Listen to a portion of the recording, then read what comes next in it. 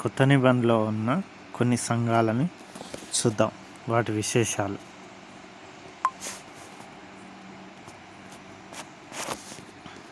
మొదటగా ఎఫెసస్ మంచి బోధన, సత్యం, కష్టపడే సేవ, తప్పుడు ఉద్దేశాలను తట్టుకోదన్నమాట. ఈ సంఘం ఎఫెసస్ అనే సంఘంలో మంచి బోధ ఉంది, సత్యానికి కట్టుబడి ఉన్నారు, కష్టపడే సేవ ఉంది, తప్పుడు బోధల్ని వీళ్ళు తట్టుకోలేరు. అయితే దీంట్లో ఉన్న స్థితి ఏంటిదంటే, సమస్య ఏంటిదంటే, వీళ్ళు మొదటి ప్రేమను మర్చారు. ఫస్ట్లో ఉన్నంత ఉత్సాహం తగ్గిపోయింది అన్నట్టుగా. సేవ చేయడం ముఖ్యం కాదు, సేవ చేయడమే ప్రాముఖ్యం కాదు, ప్రేమతో చేయాలి. హృదయం లేకుండా చేసే సేవ దేవునికి ఇష్టం కాదు. దీంట్లో ఒక మాట ఉంటుంది, పశ్చాత్తాపం లేకపోతే దీపస్తంభం నుండి దీపంను తీసివేస్తాను. రెండోది స్మరణ.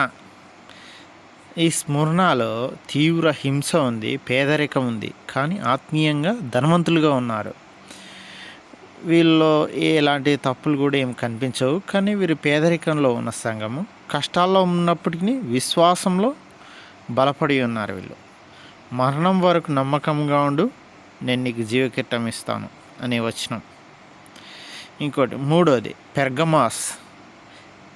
ఇది సాతాను నివాసమున్న స్థలం, అనగా విగ్రహారాధన ఎక్కువగా చేసే ఆ ప్లేస్లో ఉన్నది. ఏంటిది? పెర్గమాస్ అనే సంఘం. కొంతమంది తప్పుడు బోధల్ని అనుసరిస్తూ ఉన్నారనమాట. ఆ సంఘంలో చెడ్డ వాతావరణంలో ఉన్నప్పుడు సత్యాన్ని కాపాడుకోవాలనేది చెప్తా ఉంది. మార్పు లేకపోతే యేసు యుద్ధం చేస్తాడు. తుయతెరా ప్రేమ, సేవ, విశ్వాసం మంచిగానే ఉన్నాయి. ప్రేమ ఉంది, విశ్వాసం ఉంది, సేవ మంచి చేస్తున్నారు. అయితే యెజబెల్ లాంటి తప్పుడు ఉపదేశకులు పాపానికి దారి చూపుతున్నారు. ఇక్కడ యెజబెలు ఎక్కడ? తుయతెరలో. పశ్చాత్తాపం లేకపోతే తీర్పు వస్తుంది.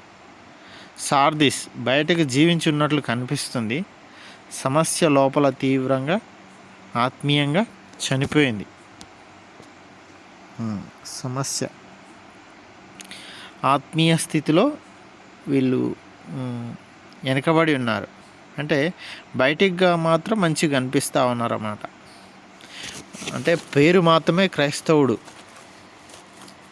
దాని తర్వాత జీవితం మాత్రం జీవన శైలి మాత్రం క్రైస్తవునిలా లేదు. జాగ్రత్తగా ఉండి మేల్కొను అనే హెచ్చరిక. ఫిలదెల్ఫియా స్థితి చిన్న బలము ఉన్న విశ్వాసం నిలబెట్టుకుంది.